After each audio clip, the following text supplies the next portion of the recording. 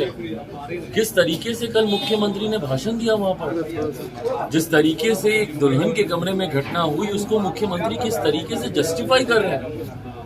मतलब किसी भी महिला के अरे जानकारी मिली तो जाएगा नहीं, अरे तो जानकारी मिली जाएगा पर महिला पुलिस तो लेके जाएगा। बिहार की जनता आपकी दुश्मन नहीं है, भले उन्होंने आपको वोट नहीं दिया, भले आपको तीसरे नंबर की पार्टी बना दिया, पर वो जनता आपकी दुश्मन नहीं है। आप उनके खिलाफ ऐसे तुगलकी फरमान नहीं, आपने भय का माहौल, भाई कल को किसी भी घर में किसी को भी इस बात का डर लगेगा कि कब हमारे घर में रात में पुलिस घुस आएगी।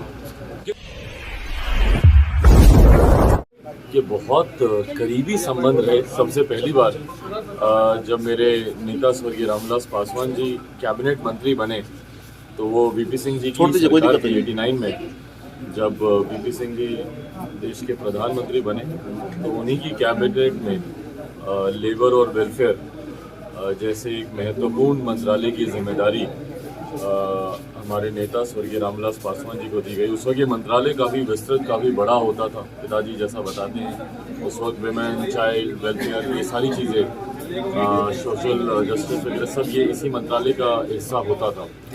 मेरा उस वक्त वीपी सिंह जी का बहुत ज़्यादा साथ हमारे नेता आदरणीय रामविलास पासवान जी को मिला। वही कारण था कि मेरा उनसे परिचय हुआ। पारिवारिक संबंध थे दोनों परिवारों के बीच में, वीपी सिंह साहब, उनके परिवार, उनके बच्चे, उनकी पत्नी, इन सब के साथ। तो वो एक अच्छा समय था और मुझे लगता है कि सामाजिक न्याय की लड़ाई में बहुत बड़ा योगदान रहा है। भले उन्हें अपनी कुर्सी तक गंवानी पड़ी, पर जिस तरीके से मंडल कमीशन जैसा एक महत्वपूर्ण फैसला वीपी सिंह जी की सरकार में लिया गया, मुझे लगता है सामाजिक न्याय में वो एक बहुत बड़ा पड़ाव। कल नीतीश जी शराबबंदी को सफल बनाने के लिए कल दोबारा से जो है शपथ ग्रहण करवाया गया सीएम नीतीश कुमार के नेतृत्व में। इनके शपथ ग्रहण के मायने यही समझे, हम लोग ही तो समझ के पढ़े हैं कि भैया सिर्फ शपथ कराने से अगर कानून सफल होने लगते तो मुझे लगता है इनको अपनी भी शपथ याद रखनी चाहिए।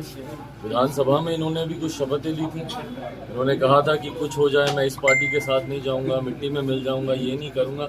तो जब जो व्यक्ति खुद अपनी शपथ पे नहीं टिक सकता है वो दूसरों को शपथ दिलाएगा और उस शपथ के भरोसे हम लोग बैठेंगे कि भैया बिहार में कानून व्यवस्था सही हो।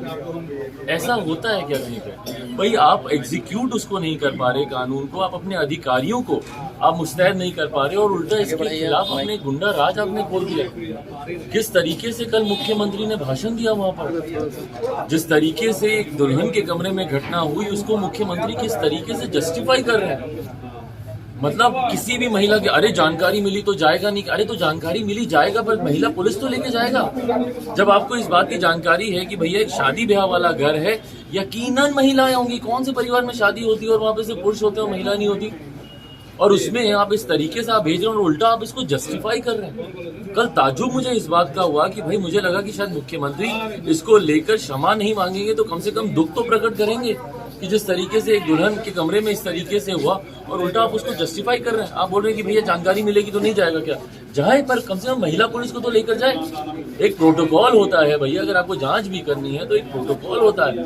आप अगर छापेमारी आप तस्करों के यहाँ तो कर नहीं पा रहे हैं। एक तस्कर हमको बता दीजिए जो मुख्यमंत्री ने पकड़ा हो, एक कोई ऐसा बड़ा गिरोह जो मुख्यमंत्री नीतीश कुमार ने पकड़ा हो शराबबंदी को लेकर, जो कि अवैध शराब को अपने पास रखे हुए हैं। और ये कभी डॉक्टर्स को पकड़ रहे हैं, कभी इंजीनियर्स को पकड़ रहे हैं। बिहारियों के मन में ये भय पैदा करना चाह रहे हैं, डरा के राजनीति। डीजीपी को आदेश मिला है कि कोई भी दाएं बाएं करे तो उन पे सीधा कार्रवाई कीजिए। भाई तो यही तरीके का तुगलकी फरमान ही जारी है। डेस्परेशन है ये, इनकी डेस्परेशन है भैया। आप इतना ज्यादा डेस्परेट हो गए हैं कि आपके अधिकारी कानून व्यवस्था को मजबूत नहीं रख पा रहे हैं, आपके कानून को धरातल पर नहीं उतार पा रहे हैं, तो डेस्परेशन में सारे कदम उठा रहे हैं। भाई इससे समझिए बिहार की जनता आपकी दुश्मन नहीं है, भले उन्होंने आपको वोट नहीं दिया, भले आपको तीसरे नंबर की पार्टी बना दी हो, पर वो जनता आपकी दुश्मन नहीं है।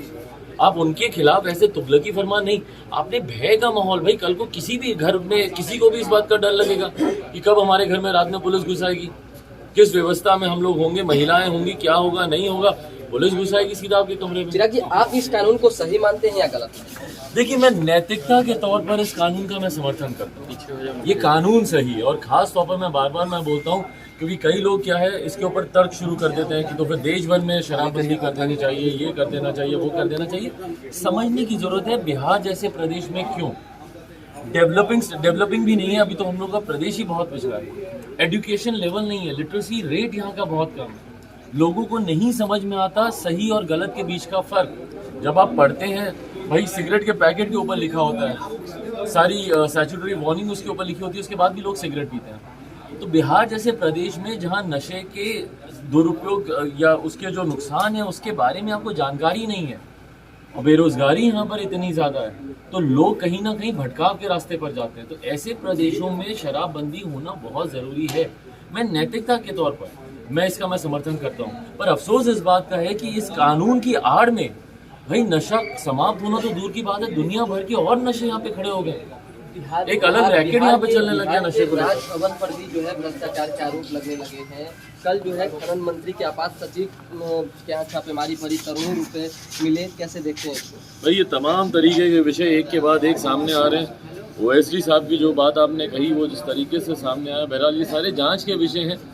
राजभवन को भी जिस तरीके से बिहार सरकार के द्वारा कटघरे में अब कर दिया गया है, वो भी जांच का विषय है। वीसी साहब को लेकर जो बात है, जो सही है वो बस जनता के सामने आना चाहिए। अगर कोई दोषी है, कोई गलत है तो उस पर कार्रवाई करें। एक अंतिम सवाल, कल आप लोग स्थापना दिवस पार्टी का मना रहे हैं, कैसे मनाएंगे? कौन कौन लोग आमंत्रित होंगे? कितनी संख्या में जो है आम लोग पहुंचेंगे? भाई ये पूरी तरीके से लोक जनशक्ति पार्टी का कार्यक्रम है, और मेरे नेता स्वर्गीय रामविलास पासवान जी ने सन 2000 में लोक जनशक्ति पार्टी का उन्होंने गठन किया।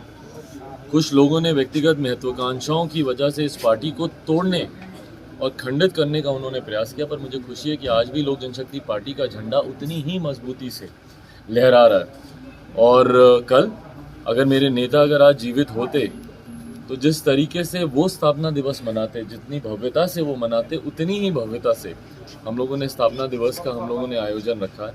पटना के बापू सभागार में हम लोग ये कार्यक्रम कर रहे हैं, न सिर्फ प्रदेश भर से बल्कि देश भर से, क्योंकि स्थापना दिवस के साथ साथ ये लोक जनशक्ति पार्टी की राष्ट्रीय परिषद की भी बैठक है। राष्ट्रीय परिषद, नेशनल काउंसिल, जो लोक जनशक्ति पार्टी की सबसे बड़ी बॉडी है, उसकी भी बॉडी है, जिसमें हर प्रदेश के लोक जनशक्ति पार्टी के पदाधिकारी भी इसमें मौजूद रहेंगे।